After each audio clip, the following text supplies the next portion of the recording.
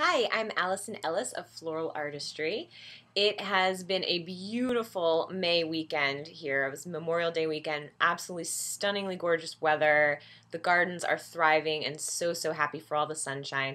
And today we have just a little bit of rain, which is the perfect excuse to come inside and talk to you about using in-season flowers for your wedding. So there are two things that I think are really important to cover when we're talking about in-season flowers. So the first is really defining what in-season actually means. And the second is helping you determine whether or not you are a good potential in-season customer.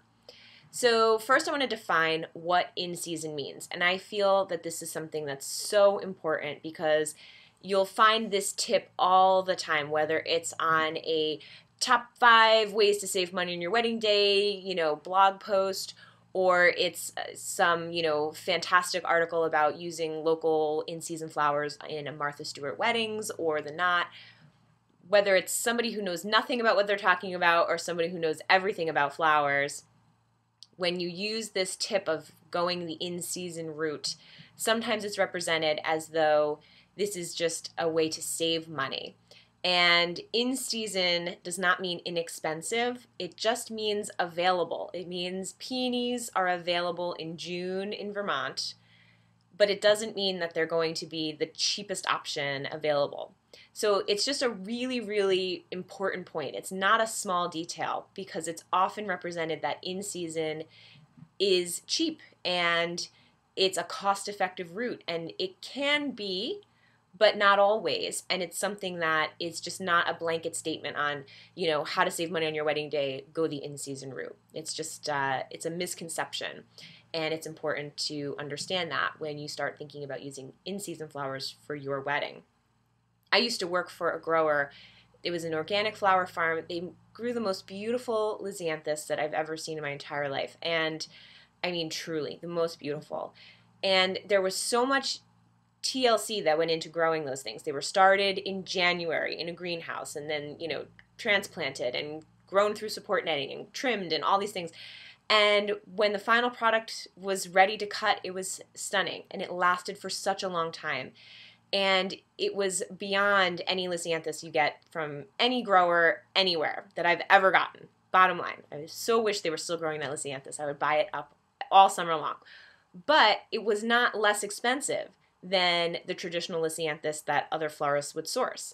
And the florists around here would buy it up like hotcakes because it was so fantastic. And that's just the way that the world works sometimes.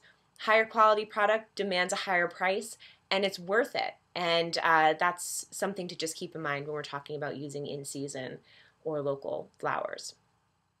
Now, when we're really talking about you as the customer and whether or not in-season works for you, your color palette is actually going to be a huge factor in determining whether or not in-season is the right route for you. So if you are open to lots and lots of different colors for your wedding, then in-season and local product is much more viable for you. If you're someone who's been dreaming about like a white, peach, blush pink color palette, in-season is so much harder to attain for you. And it's possible to use some in-season or local flowers, but you are most likely going to have to source some more traditional blooms from across the world or across the country in order to really fulfill that vision of, say, white hydrangea and garden roses or whatever the case may be that really fits your color palette.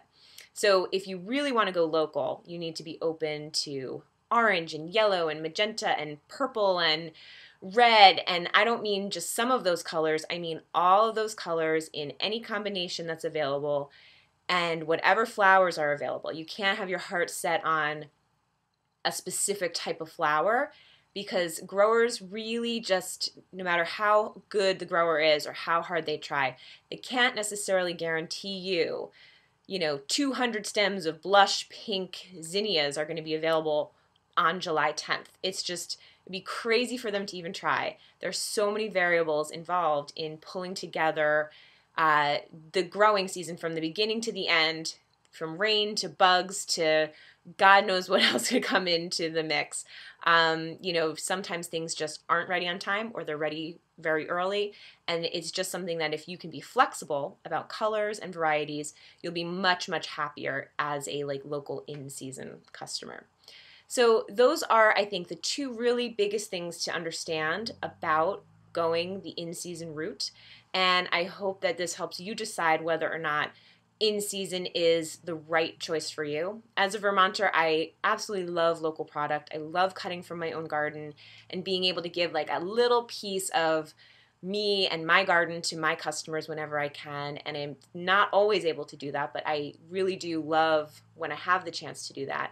And I think that whether you're an in-season bride or a more traditional bride who needs to source things from all over the world, it's really good to just keep in mind being of the place where you're getting married and not necessarily going with something that's completely out of step with the environment around you.